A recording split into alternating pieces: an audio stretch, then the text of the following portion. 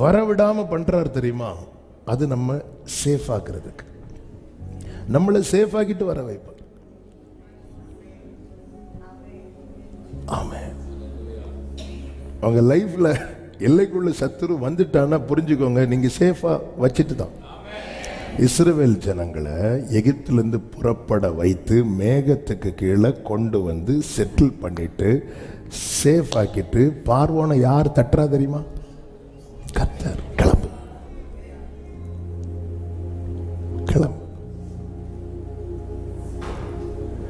சத்துருவை வரவட்டாதிருப்பது நம்முடைய பாதுகாப்பை பலப்படுத்த, சத்துருவை வரவிடுவது நம்மை ஜெயிக்க வைக்க.